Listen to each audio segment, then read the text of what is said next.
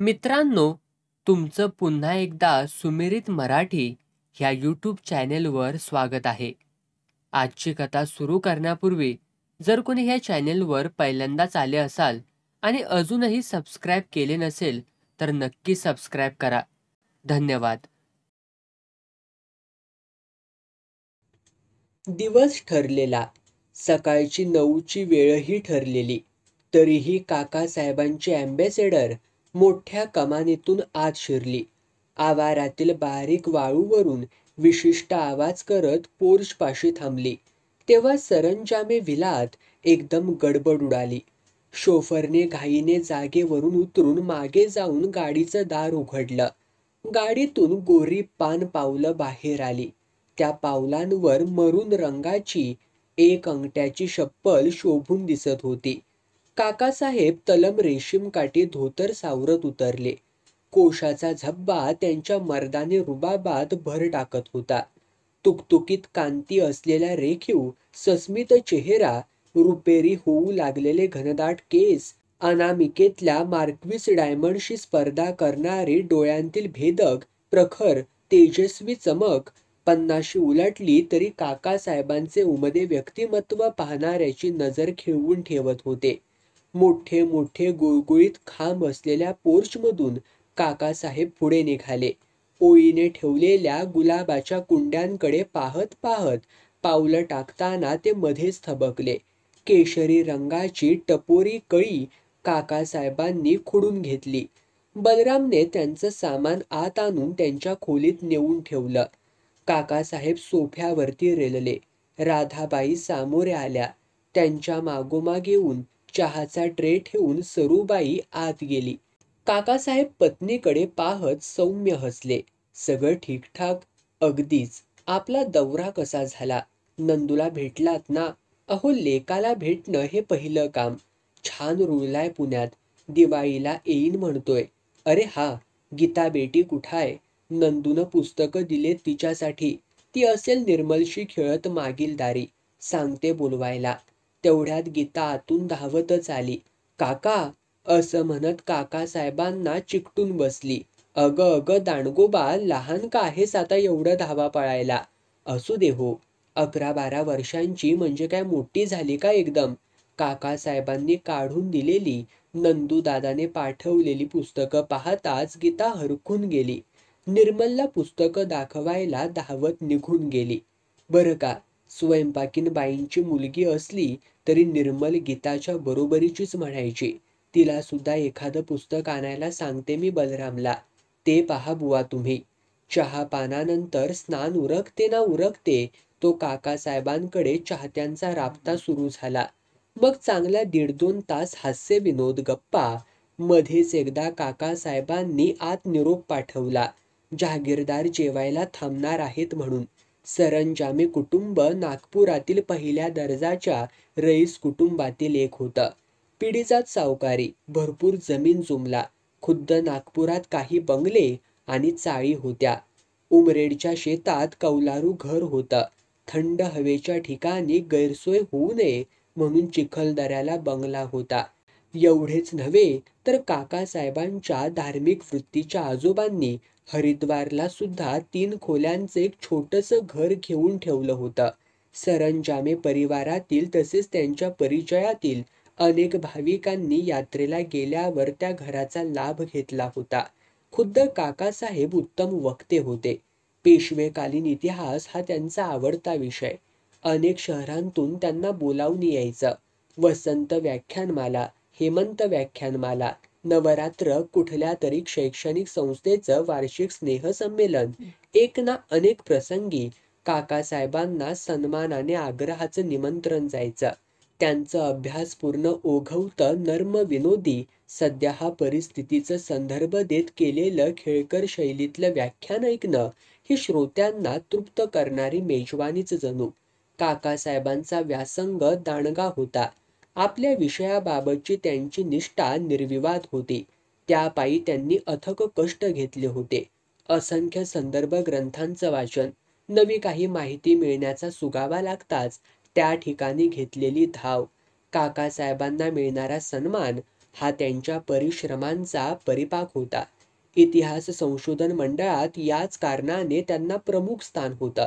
सर्वार्थाने साथ देणारी राधाबाईंसारखी सात्विक पत्नी, नंदू गीतासारखी गुणी मुलं, मनमुक्त उपभोगावं असं ऐश्वर्य, काकासाहेबांना काहीच कमी नव्हतं.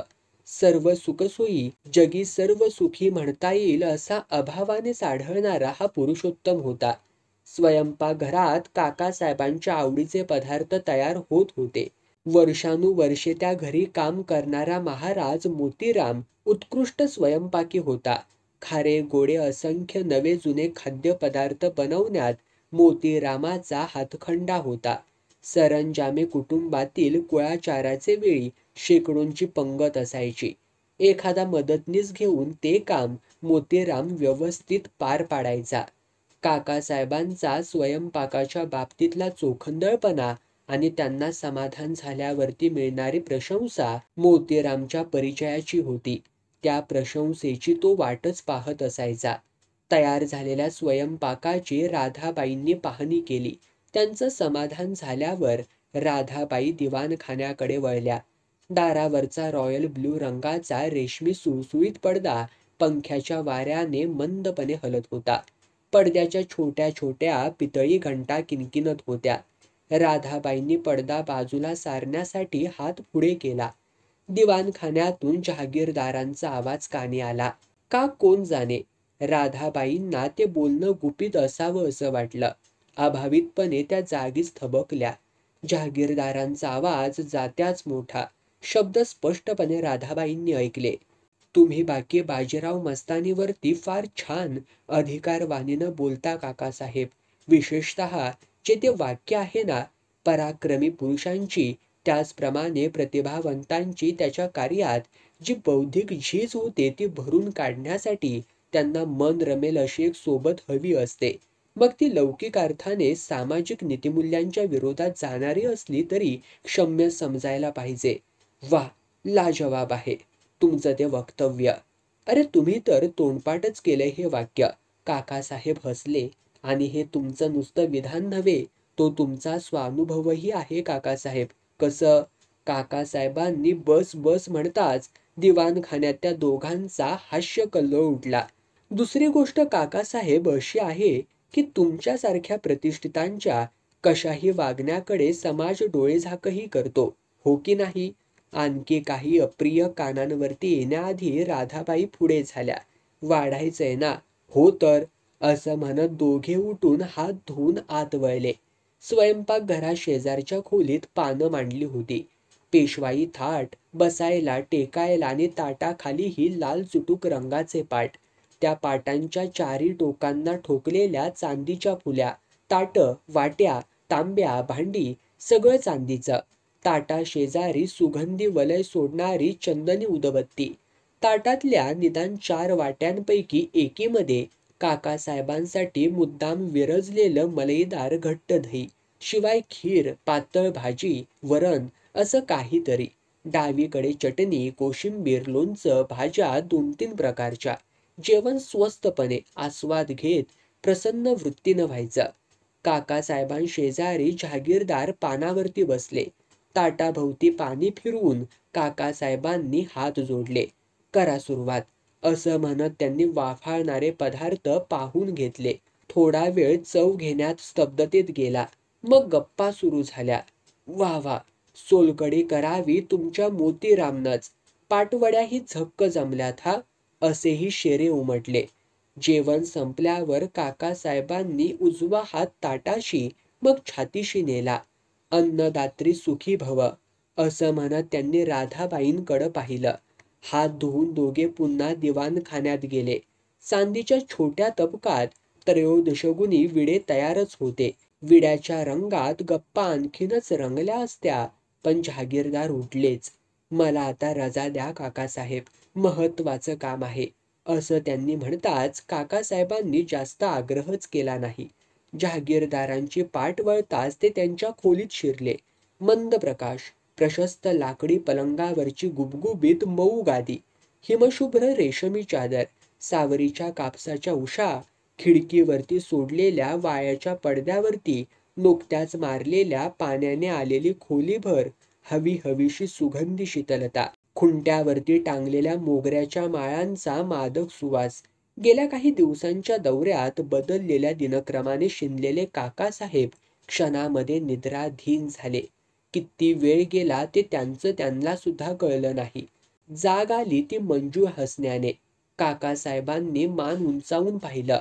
बाहेरच्या खोलीत समोरच्या बाजूला गीता आणि निर्मल सागर गोटे खेळत बसल्या होत्या. अरे, ही निर्मल गीतापेक्षा एखाद्या वर्षानच मोठी, पण केवढी उफाड्याची. साडीत तर फारच. काकासाहेब अविचल पाहत राहिले.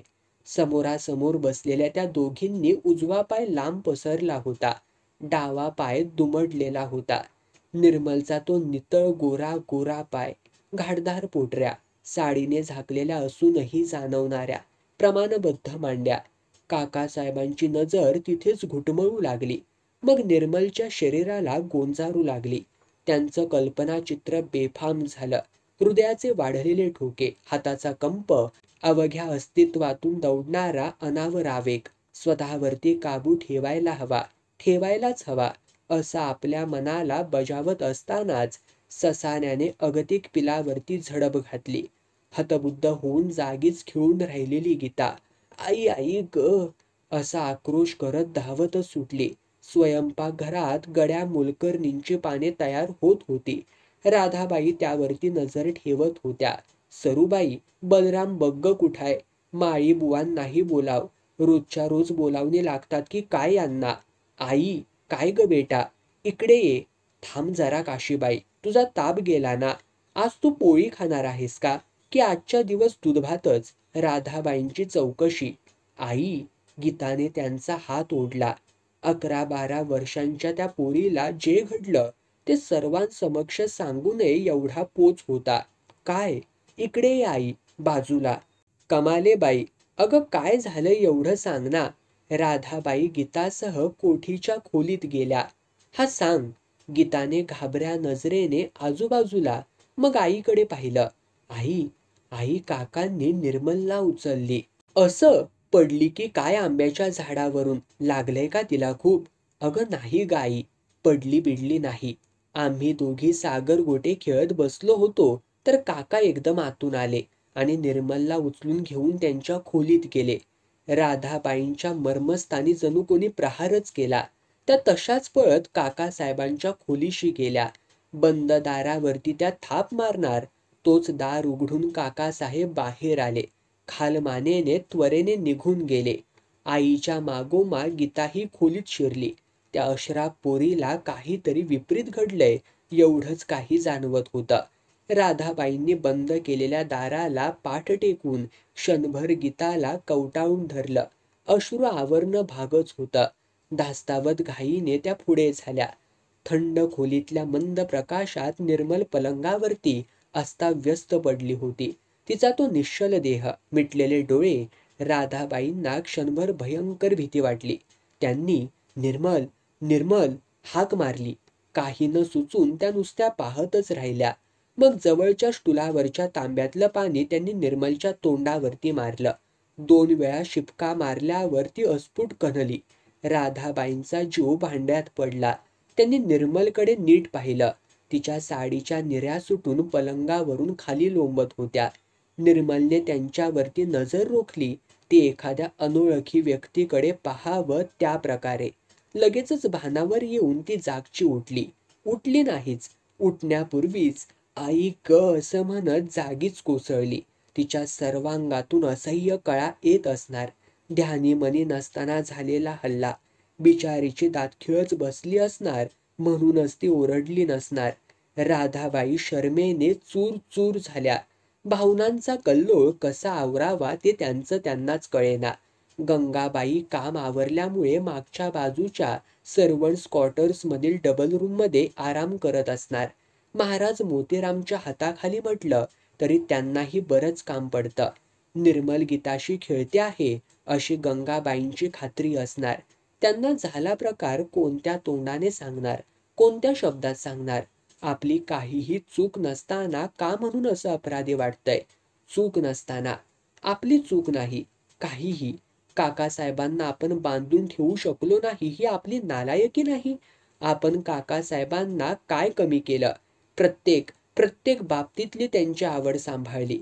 काकासाहेबांची चंचलता आपल्याला कधीच लक्षात आली. त्यांचं चित्त भरकटू नये म्हणून आपण आपलं श्रौष्ठव्य जपत आलो. आपली कांती, केस यांची निगा राखत आलो. साज शृंगार केला काकासाहेबांसाठी. आपले कपडे, दागिने एवढंच नव्हे, आहारही ते म्हणतील तसाच, तेवढाच. याहून अधिक समर्पण कोणाचं तरी असेल का? आपण आणखी काय करायला हवं होतं? एखादी गोष्ट पटलेली नसतानाही केवळ काकासाहेबांना आवडते म्हणून आपण मान्य केली. अनेकदा मनाला मुरड घातली. हेच तर चुकलं नाही ना आपलं? स्वतःला पटलं नाही त्यावेळी कडाडून विरोध का नाही केला आपण? का नाही केला? म्हणूनच ते सोकावून बसले. आपण करतो ते बरोबरच आहे अशी आढ्यता बाळगत राहिले. स्वतःच्या स्वैराचाराचंही समर्थन, नुसतं समर्थनच नव्हे, उदात्तीकरणही. प्रतिभावंतांना अशा प्रकरणांची गरज असते म्हणे. प्रतिष्ठितांचं प्रकरण समाज खपवून घेतो म्हणे. जितक्या सहजतेने गुलाबाची कळी तोडली, तितक्याच निर्विकारपणे काकासाहेबांनी 12-13 वर्षांच्या निष्पाप निर्मलला चुरगाळून टाकली. शी! बाहेर मान्यता मिळवलेला हा माणूस नरकातला किडाच म्हणायला हवा. आणि या किड्याची साथसंगत जन्माची म्हणून आपण मान्य करायची? यापुढेही चालू ठेवायची? निर्मलच्या अंगावरून हात फिरवत असताना राधाबाईंच्या मनात जुन्या आठवणींचं काहूर उठलं होतं. लग्नानंतर त्यांना समजलं होतं, काकासाहेबांनी अनेक मुली नाकारून त्यांना पसंत केलं होतं. ते राधाबाईंना मिळालेल्या सरदार घराण्याच्या गर्भश्रीमंती रूपसंपन्नतेमुळं. सौंदर्याबद्दल कौतुक मिश्रित आवड असणं नैसर्गिक असलं तरी आपल्या पतीला सौंदर्याची अभिलाषा आणि आसक्ती वाटते हे राधाबाईंच्या लक्षात आलं होतं. काकासाहेबांच्या व्याख्यान दौऱ्यात क्वचित कधीतरी त्याही सहभागी होत असत. अशा प्रसंगी एखादी रूपयौवना हजर असली तर काकासाहेब चळ लागल्यासारखे वागत. तिच्यावरती छाप टाकण्यासाठी आठवून सांगितलेले विनोद, आपल्या विद्वत्तेचं प्रदर्शन करण्याची धडपड. काकासाहेबांचे डोळे अशावेळी एकदम बदलून जात. राधाबाईंना स्पष्ट जाणवायचं, हे नुसत्या नजरेने हिला सोलून काढत आहेत. राधाबाईंना सदैव एकच चिंता पोखरत राहायची, यांची ही आसक्ती बेकाबू झाली तर? बाहेरचे प्रवाद राधाबाईंच्या कानांवरती येतच होते. दृष्टीआड सृष्टी समजण्या वाचून त्यांना गत्यंतर नव्हतं. आपल्यावरती कोणता प्रसंग गुदरला आहे हे निर्मलला कळले तरी होते की नाही याची राधाबाईंना शंका येत होती.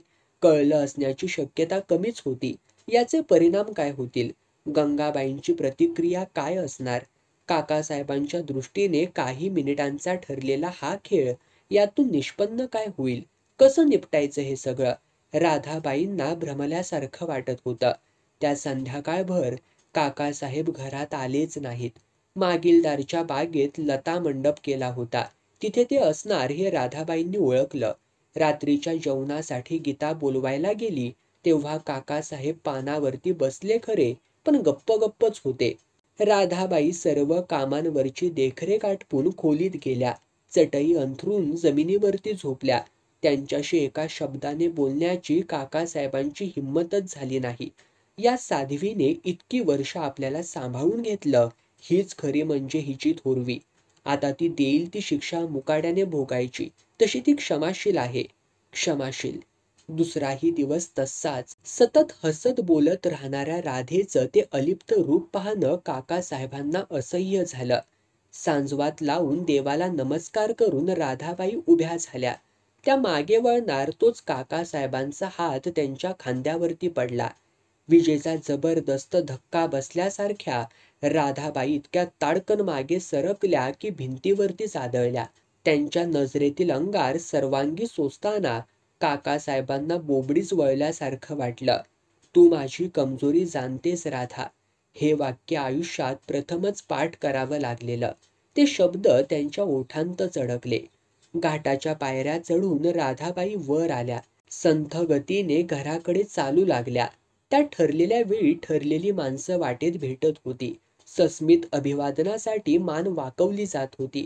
घरची पूजा, मंदिरातील पूजा, भजनं, मंदिरातील देवतेसाठी होणाऱ्या सगळ्या सोपस्कारांना, सोहळ्यांना प्रत्यक्ष हजर राहायचं. मंदिरातील बायकांना नागपूरची भजनं ऐकवायची, शिकवायची. दिवस कुठल्या कुठे जात होते. नागपूर कायमचे सोडताना राधाबाईंनी बरोबर आणलेली निराधार वृद्ध मथुराबाई त्यांना सोबत करत होती. राधाबाईंच्या गडगंज माहेरहून त्यांना मिळालेलं भरगच्च स्त्रीधन, सरंजामेंचं निष्ठावान दिवाण दरमहा ठराविक रक्कम न चुकता राधाबाईंना पाठवित होते. हरिद्वारच्या या छोट्याशा घरात उरलेलं आयुष्य एकटीने घालवायचं, हा त्यांचा निर्धार ऐकताच क्षणी राधाबाईंच्या पावशीच्या घरातल्या सासूबाईंनी हायच खाल्ली होती. राधाबाईंना परावृत्त करण्यासाठी त्यांनी पुण्याला नोकरी करणाऱ्या नंदूबाळाची मग गीताची शपथ घातली होती. कशाचाही उपयोग झाला नव्हता. त्या जरा जर्जर स्त्रीने एवढंच जाणलं होतं की राधेसारखी मृदू स्वभावाची पण कडवी कुलवधू सुखासुखी असा निर्णय घेणार नाही. झाला प्रकार या कानाचा त्या कानाला कळू नये म्हणून राधाबाईंनी जीवाचा आटापिटा केला होता. त्या दृष्टीने खबरदारीही घेतली होती. त्या अघोरी प्रसंगानंतर राधाबाईंच्या मागून फरफटल्यासारखी निर्मल आईसमोर गेली होती. आईच्या कुशीत कोसळली होती. झाला प्रकार आवंडे गिळत घट्ट मनाने राधाबाईंनी गंगाबाईंना सांगितला. गंगाबाईंनी तोंडात बोळा कोंबून केलेला आक्रोश. त्याच आठवड्यात उमरेडच्या शेतातील घरात राधाबाईंनी त्या मायलेकींची पाठवणी केली. ही सोय सरंजामे परिवारातील संबंधितांपैकी निदान काही जणांच्या डोळ्यांवरती आली असेल. या बाबतीत शंकांना अवसर मिळाला असेल. राधाबाईंना या विचाराने सतावलं होतंच, पण अखेर त्यांनी स्वतःला समजावलं. सर्वांचं सर्व काळ समाधान करणं ही अशक्य गोष्ट असते. काकासाहेबांनी राधाबाईंचे पाय धरायचेच काय ते बाकी ठेवलं होतं. विलक्षण विकल मनाने शरणागत होऊन त्यांनी पत्नीजवळ स्वतःची चूक कबूल केली. आपल्या बेकाबू वासनेबद्दल स्वतःला भरपूर दूषणं दिली. पुन्हा असं होणार नाही असं प्रांजल आश्वासन दिलं. परोपरीने राधाबाईंची मनधरणी केली, पण त्यांनी काकासाहेबांना एका शब्दानेही उत्तर दिलं नाही. सदैव आपल्या मस्तवाल ताठ्यात राहणाऱ्या काकासाहेबांना आपलं अस्तित्व असं कसपटासारखं झिडकारलेलं पाहणं विलक्षण जड गेलं. विवाहानंतरच्या 28 वर्षांत सुखदुःखाच्या प्रत्येक प्रसंगी उत्कटतेने साथ देणारी, त्यांच्याशी पूर्णतः समरसलेली, प्रसंगी त्यांना दिलासा देणारी, उत्तेजन देणारी, सावरणारी काकासाहेबांची गृहिणी, सचिव, सखी, मित्र, पत्नी त्यांच्या देखता डोळा त्यांना सोडून गेली. त्या लाजिरवाण्या प्रसंगानंतर 10 दिवसांनी हातातील पत्राकडे राधाबाई डोळे विस्फारून पाहत राहिल्या. मनाशी त्यांनी हिशेब केला. आपल्याला इथे येऊन जेमतेम 6 महिने झाले. मग या पत्राचा अर्थ काय? पांढऱ्या शुभ्र कागदावरची जेमतेम 5-6 वाक्य. प्रत्येक शब्द अग्निगोलाकार प्रमाणे त्यांना चटके देत होता. तीर्थस्वरूप राधाबाई साहेबांना शिरसाष्टांग नमस्कार. आपण कृपावंत होऊन आमची हिते सोय लावून 450 रुपये आम्हाला दरमहा मिळतील अशी व्यवस्था केली. पण यापुढे ही रक्कम अपुरी पडणार आहे. चिरंजीवी निर्मल 4 दिवसांपूर्वी बाळंत होऊन तिला 6 पौंडांची मुलगी झाली. बाळंतीण खुशाल आहे. आपली कृपा अखंड राहील असे मी समजते. आपली गंगाबाई. आईसाहेब गेले 6 महिने मी रोज आपली आठवण काढते. निर्मल. राधाबाईंच्या डोळ्यांसमोरची निर्मल हसत दोरीवरती उड्या मारित होती.